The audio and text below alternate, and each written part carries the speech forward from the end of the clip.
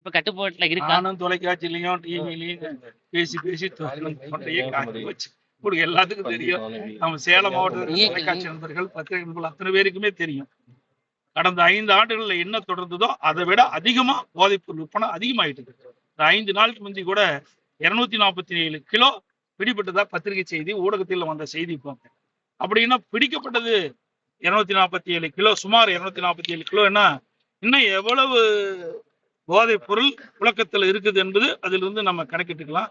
அதனால இந்த போதைப் பொருள் விற்பனையை இந்த அரசு இரும்பு கரை கொண்டு அடக்க வேண்டும். ஆனா அது தனி கவனம் செலுத்துற மாதிரி இல்லை. இந்த சட்ட ஒழுங்கு சீர்குலைவு காரணமே இந்த கஞ்சா விற்பனை, அதை பயன்படுத்துகின்ற பொதுமக்களாம் சரி, இளைஞர்களாம் சரி, அதற்கு அடிமையாகி அந்த கஞ்சா போதையில் இப்படிப்பட்ட செயலில் ஈடுபடுறாங்க, தவறான செயலில் ஈடுபடுறாங்க. அந்த கஞ்சா போதை அடைந்துட்டாவே அவர்கள் என்ன செய்வது என்று தெரியாத இப்படிப்பட்ட ஒரு கொடூரமான செயலில் ஈடுபடுவதா தான் எனக்கு கிடைத்தது. சார், இப்ப 100 நாட்கள் இந்த தாவேகா ஆட்சி நிறைவு செய்ய இருக்கிறது.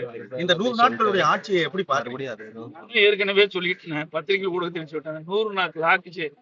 100 நாள் ஆட்சியை செஞ்சாங்க, ரீல்ஸ் போட்டாங்க, ரீல் விட்டாங்க. இதுதான் 100 நாளுடைய சாதனை. வேற என்ன மக்களுக்கு செஞ்சாங்க? இன்றைக்கு 1 கிலோ அரிசி 15 ரூபாயிலிருந்து 20 ரூபாய் விலை உயர்ந்து விட்டது. குறுகிய காலத்துல இதுவரைக்கும் எந்த ஒரு ஆட்சியிலையும் குறுகிய காலத்துல இவ்வளவு விலைவாசி உயர்ந்து கிடையாது. குறிப்பா அரிசி 15 ரூபாய் கிலோவுக்கு 20 ரூபாய் உயர்ந்து. அதோட இந்த குறுகிய கால ஆட்சி பொறுப்பேற்று இந்த 100 நாள்ல பல போராட்டங்களை இந்த அரசு சந்திச்சுட்டு இருக்கு. இதுவரைக்கும் எந்த அரசாங்கமே தொடக்கத்துல இப்படிப்பட்ட போராட்டத்தை சந்தித்தது கிடையாது.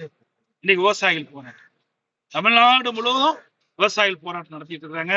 நேற்றைய தினமும் அனைத்து இந்திய அண்ணா திராவிட முன்னேற்ற கழகத்தின் சார்பாக வருவாய் மாவட்ட அனைத்து தமிழ்நாட்டில் இருக்கின்ற அனைத்து வருவாய் மாவட்ட தலைவர்களும் கண்டன ஆர்ப்பாட்டத்தை நடத்தினர். அவர்கள் கொடுக்கப்பட்ட வாக்குறுதி நிறைவேற்றல. தமிழக வெற்றி கழகம் ஆட்சிக்கு வந்தவுடன் விவசாயிகள், சிறு குறு விவசாயிகள், 5 ஏக்கருக்கு ரூபாய் இருக்கின்ற விவசாயிகள் வாங்கிய கடன், பயிர்க்கடன், கூட்டுறவு வங்கியில் வாங்கிய பயிர்க்கடன் முழுவதும் தள்ளுபடி செய்யும்.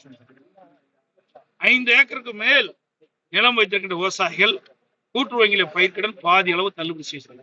ஆட்சிக்கு வந்த பிறகு தமிழக வெற்றி கழக ஆட்சிக்குரிய முதலமைச்சர் அவருடைய அறிவிப்பு, சிறு குறு விவசாயிகள் 5 ஏக்கருக்கு குறைவா இருக்கின்றவர்களுக்கு 75,000 ரூபாய் தள்ளுபடி. அதற்கு மேல் இருக்கின்ற விவசாயிகள், அது சிறு விவசாயம் சரி, குறு விவசாயம் சரி, பெரு விவசாயம் சரி, எல்லா விவசாயிகளும் 35,000 தான் தள்ளுபடி சொல்றாங்க. இது எப்படி ஏற்றுக்கொள்ள முடியும்? அதுவும் இந்த ஆண்டு வறட்சி நிலவி கொண்டிருக்கிறது. அனைத்து மாவட்டங்களிலும் மழைப்பொழிவு குறைவு. அதனால விவசாய பணிகள் மேற்கொள்ள முடியல. விவசாயம் இல்லாதனால அந்த விவசாயிகள் விவசாய சாகுபடி செய்ய முடியாம, விளைச்சல் பெற முடியாம, வருமானம் இல்லாம இருக்கிறாங்க. வருமானம் இருந்தா தானே வாங்கி கூட்டுறவு வங்கியில் வாங்கி பயிர்க்கடன் செலுத்த முடியும். அதனாலதான் நாங்க சொன்னோம், கொடுக்கப்பட்ட தமிழக வெற்றி கழகம் கொடுக்கப்பட்ட வாக்குறுதி நிறைவேற்றுங்கள் என்றதான் நேற்றைய தினம் போராட்டம் நடத்தும். மேகதாது பிரச்சனை, அதையும் நாங்க சட்டமன்றத்திலே எங்களுடைய கருத்துக்களை தெரிவிச்சோம்.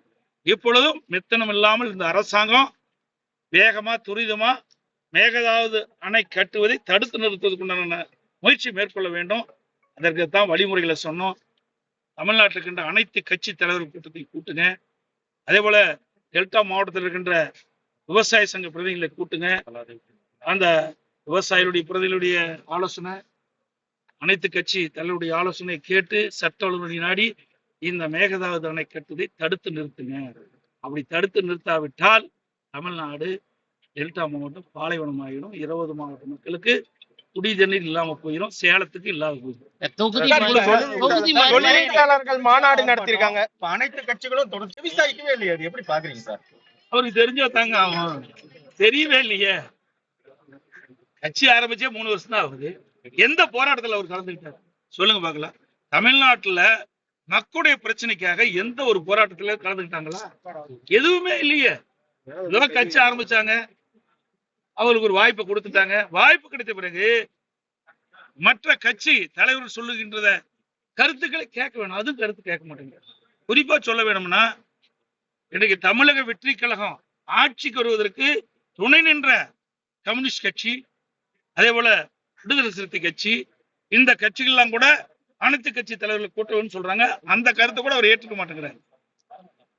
தொகுதி மறுவரையறைக்காக அனைத்து கட்சி நாடாளுமன்ற உறுப்பினர்கள் கூட்டத்தை கூட்டின அரசு காவிரி விவகாரத்துல இப்படி மெத்தனை காட்டுறதுக்கு உள்நோக்கம் தான் இருக்குன்னு நினைக்கிறேன். ஆமாங்க, இவருக்கு தெரியலங்க, ஒண்ணுமே தெரியல. காவிரி நதிநீரை பிரச்சனை பத்தி ஒண்ணுமே தெரியல. இன்னைக்கு அண்ணா திமுகவும் திமுகவும் தான் மாறி மாறி ஆட்சி வந்த பிறகு காவிரி நதிநீரை மீட்டுவதற்கு அனைத்து நடவடிக்கை எடுத்த அரசாங்கம்.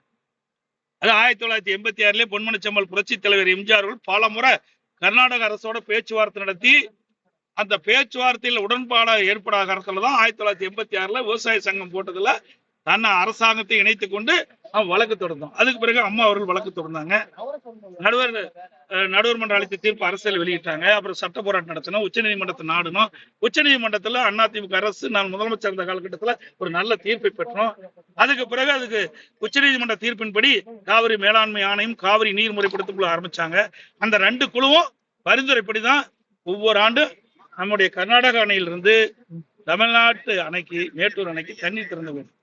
இன்றைக்கு உச்ச நீதிமன்ற தீர்ப்பு ஒவ்வொரு மாத வாரியாக எவ்வளவு டிஎம்சி தண்ணி திறந்து விட வேண்டும் என்று தீர்ப்பு கொடுத்துட்டு அந்த தீர்ப்பை இந்த அரசு நடைமுறைப்படுத்தும். ஜூன் மாசமே முயற்சி செஞ்சிருக்கணும். நமக்கு ஜூன் மாசம் வருகின்ற 9.15 நினைக்கிறேன் அந்த டிஎம்சி தண்ணி பெறுவதற்கு முயற்சி எடுத்திருக்கணும். இப்ப போய் கேஸ் போடுறாங்க. ஆகஸ்ட் மாசம் நமக்கு 45 டிஎம்சி தண்ணி கொடுக்கணும். ஆனா ஜூன் மாசம் கொடுக்கல, ஜூலை மாசம் நமக்கு முழுசா கொடுக்கல. இப்ப ஆகஸ்ட் மாசம் நமக்கு கிடைக்க வேண்டிய தண்ணி கிடைக்கல. அப்புறம் எப்படி போய் இன்னைக்கு டெல்டா மாவட்டத்துல குருவி சாகுபடி பாய்ச்சிட்டுது. இப்போ சம்பா அதுக்கு தண்ணி கிடையாது. அதுக்கு இந்த அரசு என்ன நடவடிக்கை எடுக்குன்னு தெரியல. அதோட இன்னைக்கு ஒவ்வொரு ஜூன் மாசம் 12ஆம் தேதியும் தண்ணி திறக்கப்படுவாங்க டெல்டா மாவட்டத்துல இந்த குருவி சாகுபடிக்கு. இந்த வருஷம் திறக்கல. அங்க இருக்கின்ற நம்முடைய டெல்டா மாவட்ட விவசாயிகள் நிலத்தடி நீரை நம்பி சுமார் 2 லட்சம் ஏக்கர் பயிர் சாகுபடி செஞ்சாங்க. ஒரு 40 நாள் கழிச்சு, இந்த 40 நாள் கழிச்ச பிறகு 1 லட்சம் ஏக்கர் அந்த பயிரிட்ட குறுவை சாகுபடி செய்த விவசாயிகள் 1 லட்சம் ஏக்கர்ல நிலத்தடி நீர் வெற்றி காஞ்சி போச்சு. அதற்கு நிவாரணம் கொடுக்க வேண்டும் சொன்னோம். ஒரு ஏக்கர் 20,000 கொடுக்கணும். அதுக்கும் பதில் கிடையாது. பல ஆண்டுகள் மாநாடு நடத்திருக்காங்க. அதை எப்படி பாக்குறீங்க? இது ஏற்கனவே அதிமுக ஆட்சியில் இருந்தது, திமுக ஆட்சியில் இருந்தது. தொழில் முதலீட்டார் இருக்கின்ற மாநாட்டை அம்மா தான் முதல் 2005 கொண்டாந்தாங்க. 2019 நாங்க கொண்டாந்தோம். அதுக்கு பிறகு திமுக கொண்டாந்தது. எப்பவுமே ஒரு பெரிய தொழிற்சாலை வந்த பிறகு பார்ட் 1, 2, 3 போடுவாங்க. டாட்டா பாத்தீங்கன்னா ஒசூர்ல முதல் பகுதி 2ஆவது போய் பண்ணாங்க, 3ஆவது போய் திமுக பண்ணாங்க. இப்ப 4 இப்படி ஏற்கனவே தமிழகத்துல இருக்கின்ற தொழிற்சாலை விரிவுபடுத்துறாங்க. அதுலதான் அதிகமா புரிந்துணர்வு போட்டிருக்காங்க இல்லையா? பெரிய புதிய தொழிற்சாலை வந்ததா தெரியல, புதுசா பெரிய புரிந்துணர்வு ஒப்பந்தம் போட்டதா தெரியல. பெருமுதலீடுகள் ஆந்திராவை நோக்கி போறதா ஒரு தகவல் இருக்கு. இந்த ஆட்சியில தானே எதுவுமே நடக்கலையே. யார போய் பாக்குறது? இப்ப என்ன பார்த்த மாதிரி இந்த 100 நாள்ல இந்த முதலமைச்சரை பார்த்து கேள்வி கேட்க முடியுமா? நாட்டுடைய முதலமைச்சர் இந்த 100 நாள்ல என்னென்ன எங்களுடைய தமிழக வெற்றி கழக அரசு என்னென்ன நடவடிக்கை எடுத்திருக்கு துறை வாரியா சொல்லணும்ல. இதையுமே காணாம சார் இன்னைக்கு பேட்டியே கொடுக்க மாட்டேங்கிறாரு. சார் இன்னைக்கு கூட சுதந்திர தின விழாவில் 36ல 1.5 ட்ரில்லியனை ஏற்றுறதுதான் என்னுடைய அது வரைக்கும் அவர் ஆட்சியில் இருப்பாரான்னு பாருங்க. இருக்கிற காலகட்டத்திலேயே செயல்படுத்த முடியல. இன்றைக்கு நமக்கு காவிரி இருந்து கிடைக்கின்ற நீரை கூட அவர் பெற முடியல. அனைத்து இந்திய அண்ணா திராவிட முன்னேற்ற கழக ஆட்சியில உச்ச நீதிமன்றத்தில் பெறப்பட்ட தீர்ப்பை கூட இவரால் காப்பாற்ற முடியாத ஒரு கேள்விக்குறி இன்றைக்கு இருந்துகிட்டு இருக்குது. எதுவுமே இல்ல, விலைவாசி ஏறி போச்சு. இதுக்கு என்ன குறைக்கிறதுக்கு என்ன நடவடிக்கை எடுத்து? இருந்தாலும் கடந்த காலங்களிலும் தண்ணி இல்லாத காலத்துல செப்டம்பர்ல எல்லாம் கூட தண்ணி திறக்கப்பட்டிருக்குல்ல. அதாவதுங்க அதுக்குண்டான முயற்சியாவது எடுக்கணும்ல, எடுக்கலையே. நமக்கு உச்ச நீதிமன்றம் ஒரு தீர்ப்பு கொடுத்தாச்சு. அந்த தீர்ப்பின் அடிப்படையில ஒவ்வொரு மாதமும் கர்நாடக அணையிலிருந்து கர்நாடக அரசு நம்முடைய மேட்டூர் அணைக்கு தண்ணி திறக்கப்படும். திறக்கலைன்னா உடனே அதுக்குண்டான நடவடிக்கை மேற்கொள்ளணும்ல. நடவடிக்கை மேற்கொள்ளலையே. காலம் தாழ்த்தி தானே மேற்கொள்ள இந்த நடவடிக்கை எடுக்க ஆரம்பிக்கிறாங்க. கர்நாடக அணையில இப்ப தண்ணி இருக்கு, நிறைய நம்பி இருக்குது. இப்பவும் கூட தண்ணி திறந்து விடல. கபடியில அணை நிரம்பி போச்சு. இதுக்கு மேல தண்ணி தேக்கணும், ஆனா உடைஞ்சு போயிடும். அந்த பாதுகாப்பு கருதி உபரி நீர் தான் கபடி அணையிலிருந்து திறக்கிறாங்க. அப்படியே தண்ணி வந்தாலுமே மராமத்து பணிகள் எதுவும் மேற்கொள்ளப்பட்டிருக்கா டெல்டா மாவட்டங்கள்ல? அதை பத்தி அவையில கவலை இல்லைங்க. எதை பத்தி கவலைப்படுறாங்க? தெரிஞ்சா தாங்க. அவன் ஒண்ணுமே ஆட்சி கட்சி ஆரம்பிச்சே 2.5 வருஷம் ஆகுது. நாட்டுல என்ன நடக்குன்னு தெரியல. எழுது மக்கள் சொல்றதாக கேட்கணும், எழுது மற்ற கட்சி தலைவர் சொல்றதாக கேட்கணும், உங்களை போல ஊடக நண்பர்கள் பத்திரிகை நண்பர்கள் வெளிப்படுத்துவதாக அதை பார்த்தாவது செயல்படுத்தணும். எதுவுமே செயல்படுத்தாத ஒரு முதலமைச்சர் இன்றைக்கு மௌன முதலமைச்சர் நம்முடைய விஜய். விவசாயிகளே அதான் சொல்றாங்க. சொல்லக்கூட மாற்றுத்திறனாளி சொல்லுங்க. ஏன்னா நாளைக்கு அவங்க கோவிச்சுப்பாங்க, அதுக்காக சொல்கிறேன். ஐயா, மேகதாது விவகாரத்தில் அதிமுக தனிப்பட்ட வழக்குகள் எதுவும் தொடுக்க வாய்ப்பு இருக்கா? தடை விதிக்க கோரி அவங்க தனி தீர்மானம் கொண்டாந்தாங்க, அதே ஒழுங்காக கொண்டாடுறீங்க. முதல் கோணை முற்றிலும் போன மாதிரி நாங்கள் அது வழக்கு போடுறோம். இன்றைக்கு அரசினை தனி தீர்மானம்னா அந்த தீர்மானத்தை முதலமைச்சர் முன்மொழிகிறார். அது குறித்து தான் நாங்கள்லாம் சட்டமன்றத்தில் விவாதத்தில் பங்கு பெற்று பேசணும். பிறகு எதிர்க்கட்சி தலைவர் ஒன்றை சேர்த்து சொல்கிறார், நடுவர் மன்றம் ஒன்று அமைக்கணும்னு சொல்கிறார். அதை உடனே இந்த முதலமைச்சர் எந்த விதியும் பின்பற்றாமல் அவர் பதில் சொல்லிக்கிட்ட பொழுது இன்றைக்கு நடுவர் மன்றம் அமைப்பதற்கு மத்திய அரசு வற்புறுத்தி சொல்கிறாங்க. 18/7/2026 எல்லா சட்டமன்ற உறுப்பினருக்கும் அரசின் தனி தீர்மானத்தை கொடுத்துட்டாங்க. அவையிலையும் காலையில் 19/7/2026 காலையிலையும் சட்டமன்றத்தில் வச்சுட்டாங்க. முதலமைச்சரும் அவர் முன்மொழிந்த தீர்மானத்திலையும் இந்த மேகதாது குறித்த முன்மொழி. ஆனால் இந்த நடுவர் மன்றத்தை பற்றி பேசுகிறோம். 104 விதி என்ன சொல்லுதுன்னா, சட்டப்பேரவையினுடைய விதி எண் 104 இன்றைக்கு ஏற்கனவே அறிவிக்கப்பட்டு அரசியல் தனி தீர்மானத்தை முதலமைச்சர் முன்மொழிந்த பிறகு அதில் திருத்தம் கொண்டாலும் சரி, இல்லது கூடுதலான பொருள் சேர்த்த வேண்டும் என்றாலும் மீண்டும் முதலமைச்சர் அதை முன்மொழி வேண்டும். பிறகு விவாதத்துக்கு விட வேணும், வாக்கெடுப்பு விடணும். பிறகுதான் அந்த திருத்தத்தை அதில் இணைச்சி வெளியிட வேணும். அதையெல்லாம் இல்லைன்னு சொல்லி தான் நாங்கள் உயர்நீதிமன்றத்தில் வழக்கு போட்டோம். சார், ஒரு அமைச்சர் சட்டமன்றத்திலே நான் ஒரு கிறித்துவர் பைபிளை படிக்கிறேன் அப்படின்லாம் சொல்றாரு. அது ஒரு மதசார்பின்மைக்கு இதாக இருக்குது. அதில் சிக்கல் விடுவானாங்க அந்த விவகாரத்தில். ஓட்டு போட்ட மக்களை ஏமாத்திட்டாரா? இப்ப ஒரு கவர்ச்சியான வார்த்தையை பேசி அதை சொல்லுங்க. யாரு மொத்தமாக ஏமாத்திட்டாரு?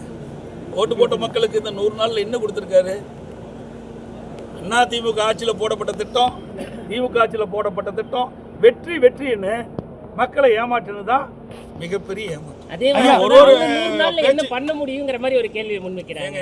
ஒரு ஆட்சி இருக்கின்ற பொழுது அந்த ஆட்சியில் ஒரு திட்டத்தை அறிவிக்கிறாங்க, அந்த திட்டத்துக்கு ஒரு பெயர் சொல்றாங்க. நாளைக்கு எத்தனை ஆண்டு ஆனாலும் அந்த பெயரை சொல்லும் போது இந்த ஆட்சியில் கொண்டாந்து சொல்லுவாங்க. ஏங்க, நாம் பெற்ற பிள்ளைக்கு நாம் பேர் வச்சிருக்கிறோம், மீண்டும் அவர் ஒரு பேர் வைக்கலாமா? எந்த விதத்தில் சரியா இருக்கும்? நீ ஒரு புதிய திட்டத்தை அறிவிங்க, ஒரு புதிய பெயரை வைங்க, நாங்கள் வேண்டாம்னு சொல்லல. ஏற்கனவே இன்றைக்கு அதிமுக ஆட்சியிலும் சரி, திமுக ஆட்சியிலும் சரி கொண்டு வந்த திட்டத்துக்கு இவர்கள் பெயர் வைப்பதற்கு என்ன காரணம்? அடுத்த பட்ஜெட்ல ஏன்னா ஒண்ணுமே தெரியல. இதுல இருந்து வெளிப்படையா தெரியுது, அவர்களால் எதுவுமே எந்த ஒரு புதிய திட்டத்தையும் கொண்டு வர முடியல, பெயர் வைக்கவும் முடியல. அது வெற்றி வெற்றி வெற்றின்னு வச்சுக்கிட்டு அது வெற்றா போயிடுச்சு. சினிமா அரசியல் பண்ண முடியாது. அடுத்த பட்ஜெட்ல கண்டிப்பா பண்ணுவோம். இதே ஆதவன் அர்ஜுன் தான் சொன்னாரு, 3 மாதம் பொறுத்து பாருங்கள். இதே பொதுப்பணித்துறை அமைச்சர் மரியாதைக்குரிய ஆதவன் அர்ஜுன் அவர்கள் என்ன சொன்னார்? 3 மாதம் கழித்து பாருங்க எங்களுடைய ஆட்சியுடைய சாதனையினர். என்ன சாதனை? ரீல் தான். சினிமா அரசியல் சொல்லாமா? அதை சினிமா அரசியல் சொல்லாமா? நீ எப்படி வேணா வச்சுக்கலாம், இந்த ஆட்சியில எப்படி வேணா வச்சுக்கலாம்.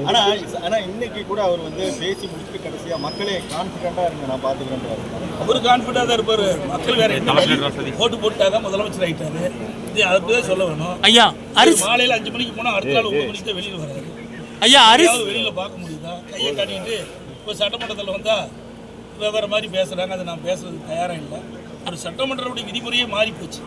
இன்னைக்கு சட்டமன்றம்னா நம்முடைய முன்னோர்கள்லாம் அலங்கரித்த மன்றம், வரலாற்று சிறப்புமிக்க மாமன்றம் நம்முடைய தமிழ்நாட்டுடைய சட்டமன்றம். ஆனால் இன்றைக்கு சினிமாவில் சட்டமன்றம் அது மாதிரி இப்போ காட்சி அடிச்சு. ஐயா, அரிசி விலை உச்சத்தில் இருக்கு தமிழகத்தில்.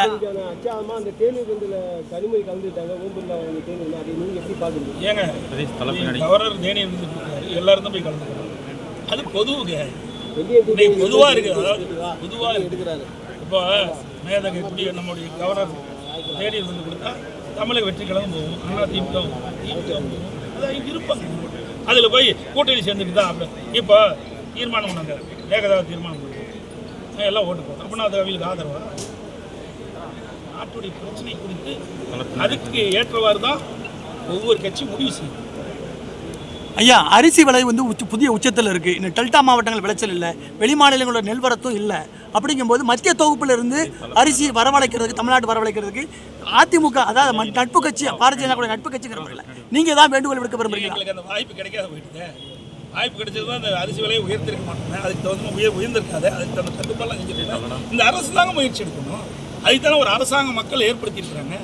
இந்த அரசாங்கம் செய்ய வேண்டிய வேலை அரசாங்கம் தான் செய்ய முடியும். நாங்கள் எப்படி செய்ய முடியும்? இப்போ உங்களால் மக்களுக்கு நன்மை கிடைக்கணும்னா எந்த அளவுக்கு வேணாலும் நாங்கள் இறங்கி போய் நாங்கள் பணியாற்றோம். இப்போ இன்னைக்கு என்ன, இன்னைக்கு விவசாயிகளுடைய பிரச்சனை நாங்கள் போய் போராடுறோம், மேகதாது பிரச்சனை நாங்கள் போய் போராடுறோம்.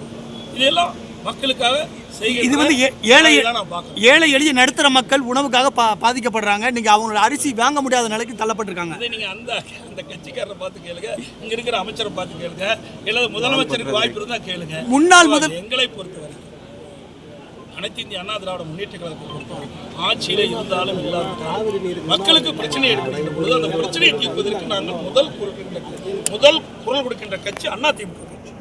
அதில் எந்த மாறுபட்ட கருத்தும் கிடையாது. இப்போ கூட எங்கள் சட்டமன்ற உறுப்பினர் பேசுகின்ற பொழுது அரசுடைய கவனத்தை கொண்டாடுறோம். விலைவாசி உயர்ந்துட்டுது, இதை கட்டுப்படுத்துறதுக்குள்ள நடவடிக்கை எடுங்கிறது தான் நாங்கள் சொல்லிட்டு இருக்கிறோம். நாங்கள் எதிர்கட்சியில் இருக்கிறோம், ஆளுங்கட்சியில் தமிழக வெற்றிகளாக இருக்கிறோம். மக்களுடைய பிரச்சனையை கொண்டு போகிறது எங்களுடைய கடமை, தீர்ப்பது ஆளுங்கட்சியுடைய கடமை. நன்றி.